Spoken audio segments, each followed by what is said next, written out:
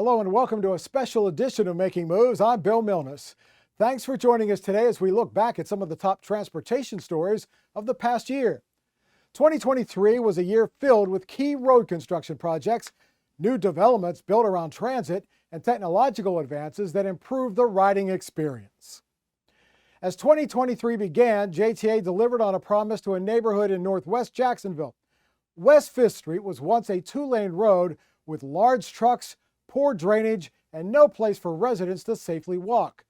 But all that changed in January 2023 when JTA opened a completely renovated and expanded roadway with every safety feature all neighborhoods should have. From the before of flooded ditches, standing water, muddy yards, and a street void of safe walking space, to an after that's so different it's hard to believe it's the same street. It's no wonder that JTA officials call this ribbon cutting a gift to the community.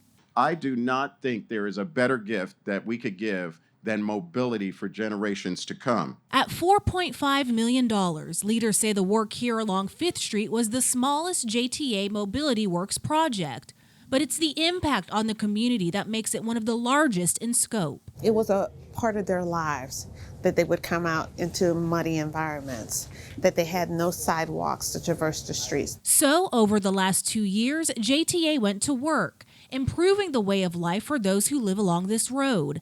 That included covering open drainage ditches with sidewalks, putting in drainage inlets and stormwater pipes, and, of course, making this road safer and stronger to cross by car and by foot. So they're no longer walking in the street trying to navigate around the 18-wheelers or the regular vehicles or even the buses. They now could be separated safely from the automobile traffic and can cross at the intersection safely. The transformative work that has taken place here on this street cannot be overstated.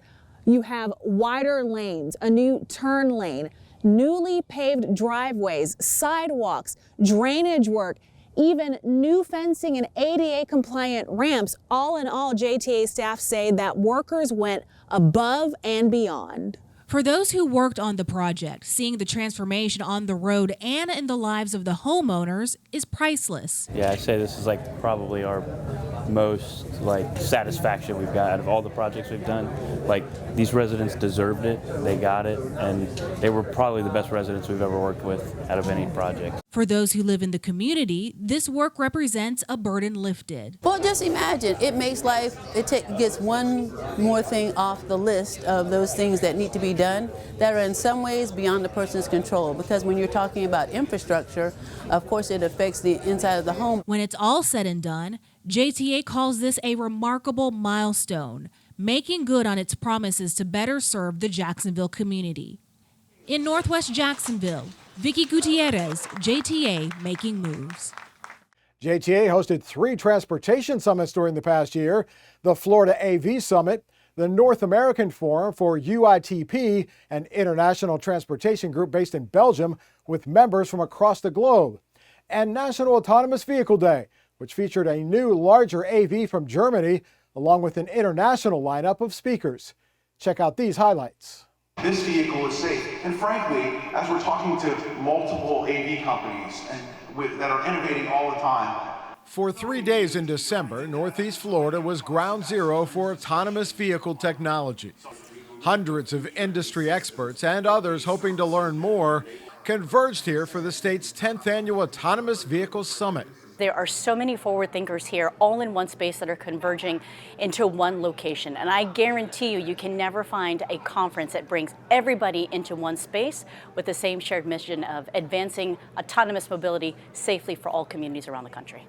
JTA hosted this year's event, and there was no shortage of people who wanted to know more about the authority's acclaimed Ultimate Urban Circulator program.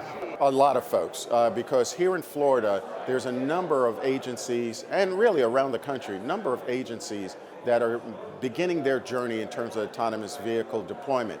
We as the JTA are a bit further ahead. Former State Senator Jeff Brandes, who first became interested in autonomous technology after losing too many soldiers to roadside bombs while serving in the U.S. Army overseas, recognized JTA as not only a leader in Florida, but nationally. Well, and I think JTA's movement on what they're doing with converting their train system to more to automated deployment, I think is absolutely a leader, frankly, in the nation on how to rethink about systems of the future and not systems of the past. These mass transportation professionals bring a plethora of experience and insight, representing places like Spain, Australia, Brussels, the Netherlands, and of course, the USA. The objective of this North America Transit Forum is to bring together mass transportation leaders from around the world to discuss a wide range of challenges within the industry and to learn from one another on ways to explore and implement the latest advancements in mass transportation. So for 2 days, they packed this room and put commuting and mass transit under the microscope to unpack a busload of concerns. Federal Deputy Transit Administrator Veronica Vanderpool also attended the forum and says it's meetings like this that will help keep mass transportation moving in the right direction. It's always important when we're able to convene together as an industry, but even more important when we can do so with our international partners. We have wonderful examples of transit innovation and transit growth and progress in the United States, and we've seen wonderful examples overseas. And while public transit can offer a variety of vehicle options for commuters to get to where they're going, cutting-edge technology definitely is the focus of the future in mass transit.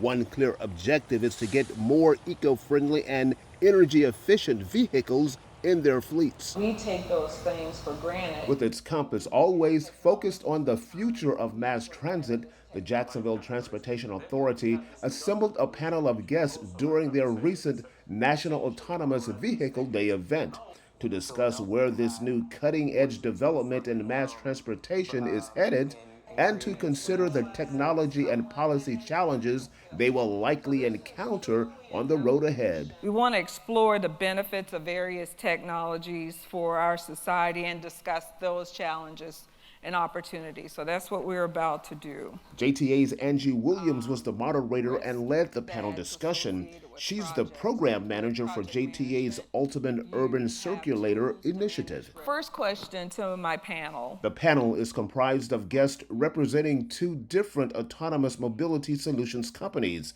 Avi and Beep, and the executive director of the North Florida Transportation Planning Organization. What are the benefits of autonomous vehicle technology from your perspective, primarily when you look at the organizations that you lead?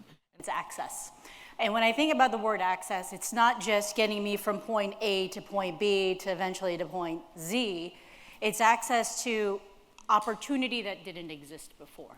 So the ability to create jobs that didn't exist before, the ability to access parts of the community that didn't exist before, and the ability to access things that don't exist today, but we're building a pathway to get there. And building the public's acceptance to embrace and utilize autonomous mobility is just a bump in the road they feel confident they can smooth over with the right approach. I think the challenge is that a lot of regulators don't compare driverless or for that matter technology as such. They don't compare to average human driver. They compare to perfect world. And because of this kind of technology that has a focus on safety, they believe that driverless vehicles could actually lower the number of accidents, reduce stress of commuting, and make travel more sustainable. In North Jacksonville at the JTA's Test and Learn facility, Eugene Lindsay, JTA, making moves. When the only maker of autonomous shuttles in the U.S. closed its doors, many AV projects across the country stopped, and many transit agencies returned federal grant dollars awarded to them by the U.S. Department of Transportation. But in Jacksonville, the JTA's U2C program kept moving forward as JTA leadership looked for solutions elsewhere. CEO Nat Ford found two potential AV manufacturers in Las Vegas at the Consumer Electronics Show, where $2 billion German manufacturers both debuted their autonomous shuttles designed for public transit. Both shuttles, the Arrive from ZF and the Holon from Benteler, eventually ended up on display at JT's AV Test and Learn Center in North Jacksonville. Both shuttles, the Arrive from ZF and the Holon from Benteler, eventually ended up on display at JTA's AV Test and Learn Center in North Jacksonville. Next up is something called transit-oriented development. It's where you connect transit with residential and mixed-use developments to enhance the live, work, and play experience. That's exactly what JTA and Corner Lot Development Group did on Jacksonville's South Bank, where Corner Lot is constructing Artia, a 240-unit, $93 million luxury apartment complex adjacent to JTA's Kings Avenue Skyway Station and parking garage. Leaders will tell you this was so much more than just a groundbreaking. Well, today was a culmination of a dream realized. That dream is a soon-to-come union of urban living and ease of transportation in the heart of downtown Jacksonville. This is the future location of the Artia on South Bank, leased on land owned by the JTA. Corner Lot Living, the company building the apartments, is calling this a real game changer for downtown. What this means to this neighborhood is that this site has sat here for decades, unused, underutilized. It's one of the most strategic sites in downtown Jacksonville, in all of downtown, specifically on the South Bank. Building Artia is part of JTA's Transit-Oriented Development, or TOD project. The idea behind a TOD project is to give residents direct or nearby access to public transportation options. In this case, Artia is located within walking distance to JTA's Kings Avenue Skyway Station and bus hub. So as opposed to living far away from your job, far away from amenities, transit-oriented development allows you within a half-mile of transit infrastructure to enjoy a walkable, pedestrian-centric lifestyle. Standing on a lot of just under 4 acres, Artia will be 4 stories with 340 apartments. It will also have its own parking garage and amenities including a pool, 3 courtyards, and a rooftop lounge. As you can see, this site is teeming with a lot of activity, and when it's all said and done, Artia will address a critical need here in downtown Jacksonville, and that's housing. In fact, I'm told within a 2-mile radius of where I'm standing, there are 70,000 jobs. In other words, a lot of people who need a place to live. Downtown Investment Authority projects that we're going to need an additional 10,000 housing units over the next 10 years, by 2030. We're making a contribution to the housing crisis of downtown Jacksonville. Artia is projected to be completed by the summer of 2025. Leaders hope that in the long term, seeing Artia come to life will open the door to even more TOD opportunities that enrich the downtown area. It makes good development sense. It makes good business sense because we want to see the city become what it needs to be and what it can be. This particular celebration is about a JTA asset that is Montana Avenue. TOD is not just for properties that are owned by the transit agency. It gives you the very best of urban living right here near your home. And so that's one of the great benefits of transit-oriented development. It's a benefit JTA hopes they see more of in the future. From the South Bank, Vicki Gutierrez, JTA Making Moves. At its December board meeting, the JTA Board of Directors authorized the staff to begin negotiations with the developers for 2 new TOD projects. Gateway Jack's Downtown redevelopment project on property adjacent to the Rosa Parks Transit Station, and with the Corner Lot Development Group again for a parcel near the Artia project next to the Kings Avenue Skyway Station and parking garage. CEO Nat Ford called the announcement monumental. Moving on now, JTA has a long history of hiring veterans. Currently, there are around 100 vets employed at the authority. That commitment was showcased last summer when JTA was featured on the national television program Military Makeover Career Edition, hosted by Montel Williams. We're headed to Northeast Florida, where the folks at Jacksonville Transportation Authority, or JTA, are striving to improve their community by providing safe, reliable, efficient, and sustainable multimodal transportation services and facilities. And our veterans are helping them succeed.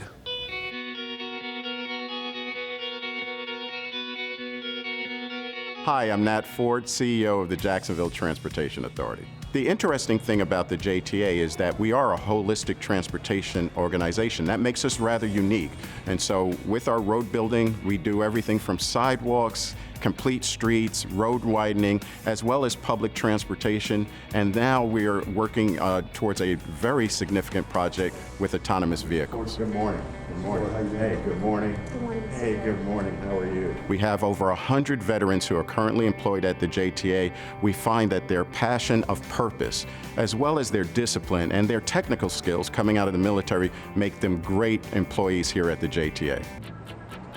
Hello, my name is Jacqueline King. I'm a bus operator here at JTA. I did 8 years in the U.S. Navy. I was a quartermaster, worked in the navigation department. My duties in the military was providing transportation to the troops and sailors and open waters around the world.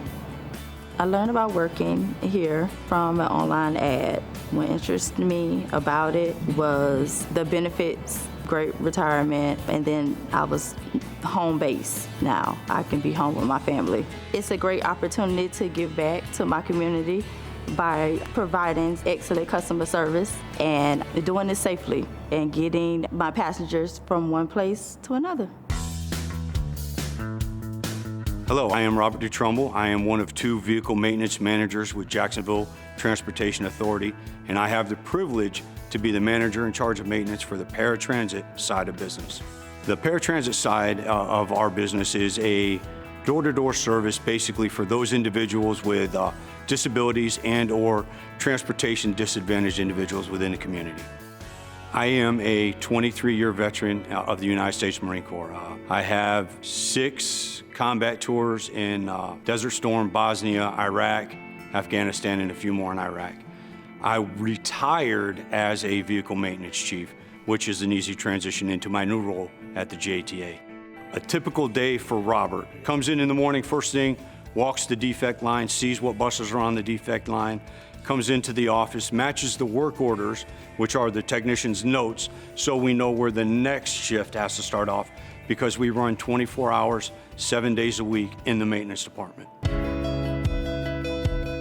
Hello, I'm Chris Beckgood. I'm one of the facility managers here at JTA, Jacksonville Transportation Authority. My time in the Marine Corps is 15 years.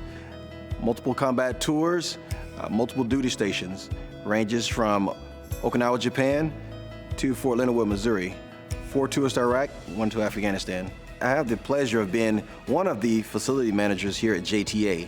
I am in control and charge and with the mindset of everything other than the facility that we stand in right now. So every other building and location that within JTA, from its Skyway, which is this train, to every building that I am obligated to and will maintain. Jacksonville Transportation Authority, committed to celebrating veterans and serving the North Florida community.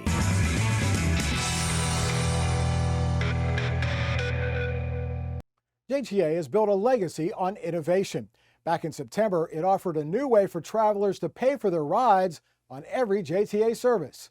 The new payment method is not only easy to use, it was the first of its kind anywhere in the United States.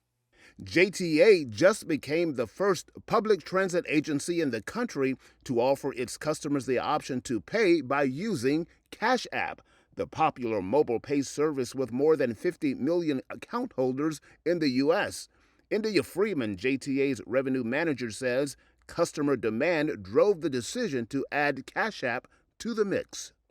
Well, Cash App, number one, is the most popular finance app in the United States. They have over 50 million users, and they are a really easy option for our customers. Freeman says the Cash App option is available for all customers, but will be especially helpful for one particular group of riders. Well, Cash App is available to all our customers. There is a special emphasis on our customers that are unbanked or underbanked, and that means someone who may not necessarily have a credit card or someone who prefers not to use their credit card within the app. So we're targeting those customers that may just have some other reason to use Cash App because it's convenient. And in paying by Cash App couldn't be easier. A customer downloads the MyJTA app, purchase their one-day pass or their ferry pass or their game day express pass or their Ready Ride pass, and in the payment option, they simply select Cash App. Tickets are available for all JTA services by using the MyJTA mobile app and selecting Cash App as your payment option. The response has been phenomenal. Immediately, we've seen a decrease in cash, so we feel like we're hitting our target market and we're responding to customers, and we've been able to give them what they want, which is the ability to use their Cash App without a credit card in the MyJTA app. Just up the road from Jacksport is the Oceanway neighborhood. For the longest time, it was served by a 2-lane road. That is until a few months ago when JTA completed a new and expanded Alta Drive, the major highway running through this neighborhood. The change, as it was in West 5th Street, was dramatic. It's official. Jacksonville's Northside community is now home to a new and improved Alta Drive. Everywhere you look, there are new apartments, new developments, new retail stores popping up, and roadworks.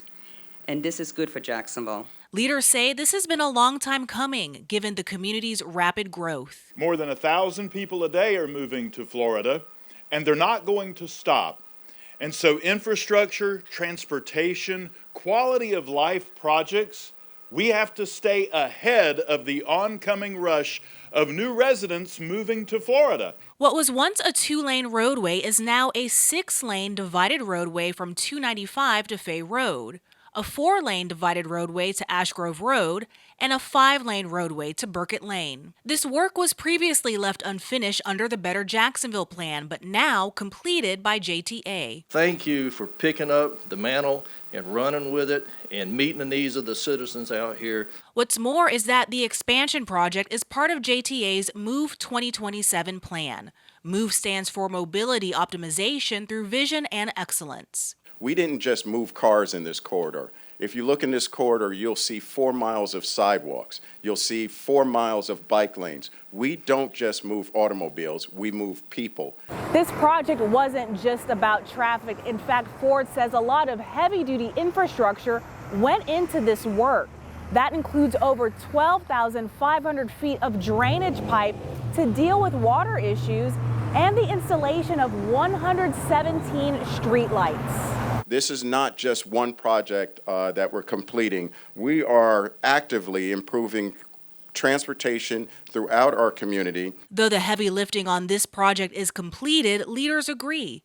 Perhaps the best way to look at this work here on Alta Drive is not as an end, but as a beginning. It's a beginning for District 2, and it's a beginning for our entire area. By the way, MOVE 2027 is a 5-year initiative, and Ford says it's ultimately about JTA's dedication to bettering the lives of those in the Jacksonville community.